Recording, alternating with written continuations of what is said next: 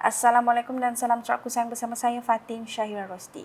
Fokus utama Kerajaan Sarawak mungkin menggunakan teknologi Coal In Situ Pavement Recycling CIPR bagi menaik taraf bekas jalan balak dan jalan ladang.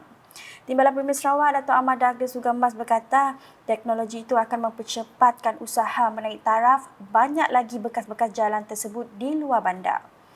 Beliau berkata demikian semasa mengadakan lawatan ke projek Jalan Ulu Suai di Miri pada Rabu. Projek sepanjang 18.99 km yang menelan kos sebanyak 68 juta ringgit itu kini telah siap sepenuhnya. Projek yang menggunakan teknologi CIPR tersebut adalah untuk menaik taraf jalan kerikil tanah menjadi jalan standard JKR R3. Kerja-kerja merangkumi penambahbaikan sistem peparitan termasuk penggantian pembentung, pembinaan pembentung baharu, parit dan saliran dicerun. Laporan seterusnya, seramai 318,642 orang pekebun kecil dan penoreh getah di negara ini telah menerima manfaat bantuan musim tengkujuh BMT melalui Kementerian Kemajuan Desa dan Wilayah KKWD. Timbalan Menterinya Datuk Rubiah Wang berkata peruntukan BMT berjumlah lebih 254 juta ringgit telah diluluskan untuk membantu meringankan beban golongan berkenaan yang terjejas pendapatan semasa musim tengkujuh. Bantuan BMT ini adalah berjumlah RM800 seorang yang telah dibayar secara ansuran sebanyak 3 kali, iaitu 300 sebulan untuk bulan November dan Disember dan 200 pada Januari. Beliau berkata demikian dalam persidangan Dewan Rakyat di Kuala Lumpur pada Rabu. Dalam masa sama, Ahli Parlimen Kota Semerahan itu menekankan bahawa pelbagai program terutamanya program Aktiviti Ekonomi Tambahan AET di bawah pihak berkuasa Kemajuan Pekebun Kecil Perusahaan Getah Risda juga terus dijalankan sehingga kini bagi membantu meningkatkan pendapatan penoreh getah. Program ini merupakan program sampingan yang boleh menjana pendapatan yang dalam bentuk agro makanan ataupun dalam bentuk hasil baharu yang mana boleh dijadikan sebagai pendapatan tambahan kepada pekebun-pekebun ataupun penoreh getah. Sementara itu, Kementerian Pengangkutan Malaysia MOT mempunyai perancangan untuk menaik taraf lapangan terbang Miri dengan meningkatkan kapasiti pengendalian penumpang daripada 2 juta setahun kepada 3 juta setahun. Timbalan Menteri Pengangkutan Datuk Hasbi Habibullah berkata, cadangan menaik taraf tersebut telah dikemukakan kepada pihak Unit Perancang Ekonomi Jabatan Perdana Menteri di bawah Pelan Pusingan Ketiga Rancangan Malaysia ke-12 RMK12 tahun 2023 untuk pertimbangan.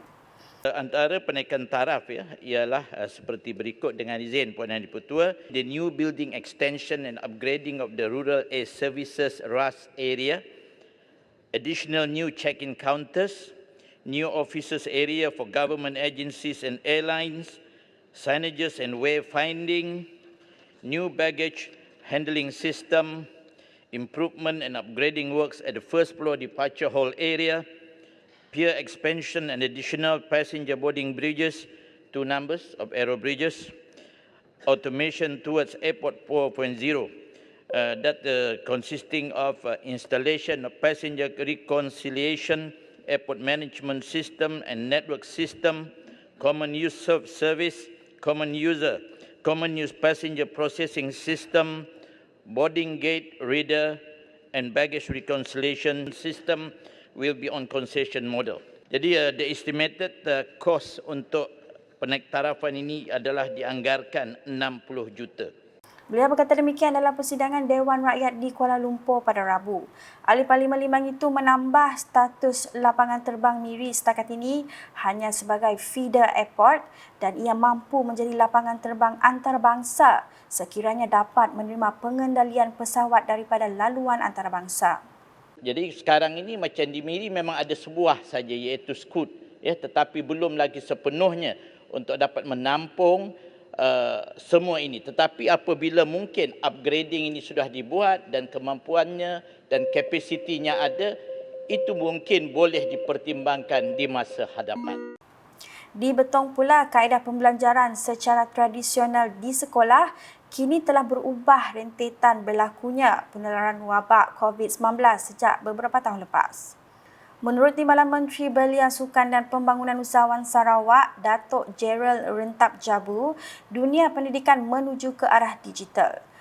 Beliau berkata dunia masa depan adalah ekonomi digital dan ekonomi hidrogen yang selari dengan aspirasi dan polisi Kerajaan Sarawak.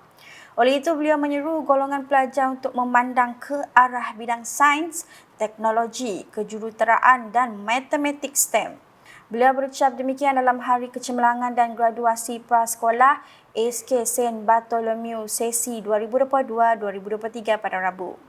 Tambah Datuk Gerald, para guru di sekolah juga perlu berusaha meningkatkan kemahiran dan pengetahuan dalam pendekatan digital untuk menarik minat pelajar. Namun begitu tegasnya, kemahiran insaniah atau soft skill di dalam diri pelajar tidak boleh diketepikan kerana ia merupakan kemahiran asas yang amat penting. Dalam majlis itu, Datuk Gerald turut mengumumkan peruntukan sebanyak RM20,000 untuk Persatuan Ibu Bapa dan Guru PIBG SK Saint Bartholomew bagi menampung sebahagian kerja-kerja baik pulih prasarana sekolah. Kembali ke perkembangan di Dewan Rakyat Kuala Lumpur dengan Ahli Parlimen Selangau, Edwin Banta menyuarakan beberapa kesulitan yang memerlukan perhatian dan tindakan segera daripada kerajaan berkaitan masalah yang dihadapi penduduk di konstituensinya. Beliau berkata penduduk Selangau yang tinggal di luar bandar menghadapi masalah untuk memasarkan keluaran pertanian, terutamanya buah-buahan dan sayur-sayuran.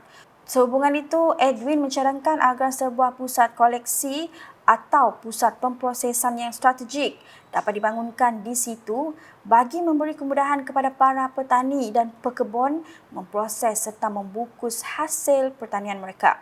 Menurutnya, usaha tersebut dapat menjamin ketahanan sesuatu produk pertanian sekaligus mampu meningkatkan mutu untuk pasaran luar.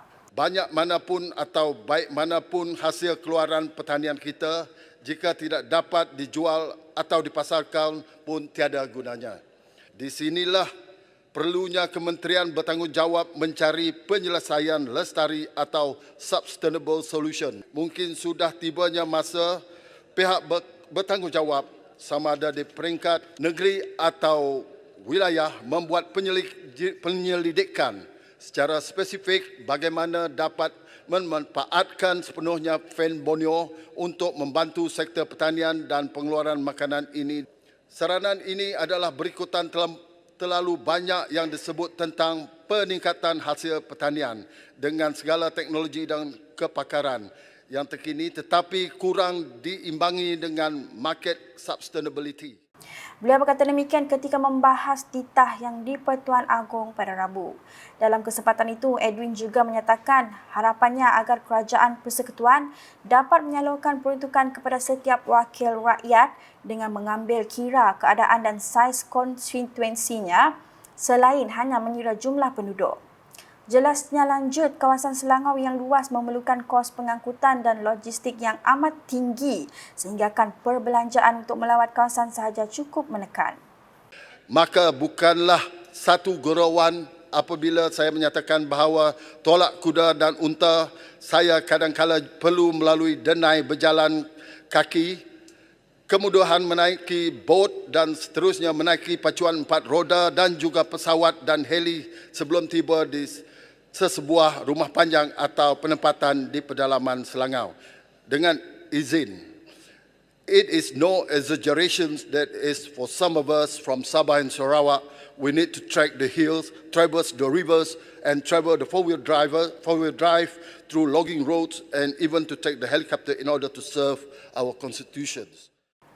Berita selanjutnya, acara ikonik Kaum Melanau Kaul Muka kembali menemui peminat tahun ini dan akan dianjurkan pada 26 April hingga 1 Mei 2023. Perkara itu diputuskan Jawatan Kuasa Kawal Mukah 2023 selepas bermesyuarat pada Rabu bagi membincangkan mengenai penganjuran pesta tersebut.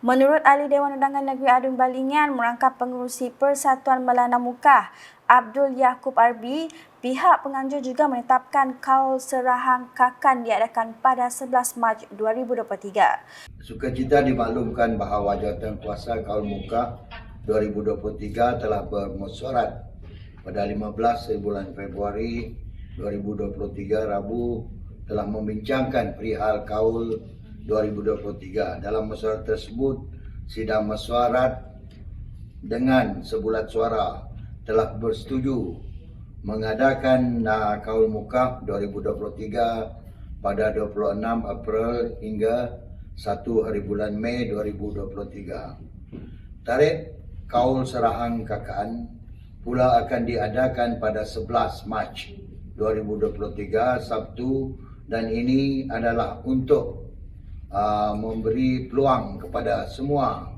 penduduk tempatan pelancong luar untuk menyertai kaul Mukah 2023 dan kaul serahang kakaan. Beliau berkata demikian dalam sidang media selepas mempengerusikan mesyuarat Kaul Mukah 2023 di Mukah pada Rabu. Abdul Yaakob yang juga timbalan pengerusi Persekutuan Persatuan Melanau Sarawak menambah, Kaul Mukah 2023 yang bertemakan tiada seuniknya menyediakan pelbagai aktiviti untuk tatapan pengunjung tempatan mahupun dari luar. Antara aktiviti yang akan diadakan sepanjang kaul Mukah 2023 adalah keman kaul, teruah jenih, bidar lukut, bengkel serahang kakan, pertandingan tibau, isyak Melanau, sukan rakyat dan banyak lagi. Untuk mendapatkan maklumat selanjutnya dan sebarang pertanyaan, boleh berhubung terus dengan pihak Urustia di Persatuan Melanau Mukah di talian 084 871 785. Premier Sarawak Datuk Patinggi Tan Sri Dr. Abang Abdul Rahman Zohari Tun Datuk Abang Openg dijadualkan merasmikan Kaul Mukah 2023 pada 29 April depan. Sekian edisi Tengah Hari bersama saya Fatin Syahira Rosdi. Berita lebih lanjut boleh didapati di semua platform media sosial UKAS termasuk portal ukas.sarawak.gov.my dan UKAS channel di YouTube. #menyebarfakta. Salam UKAS.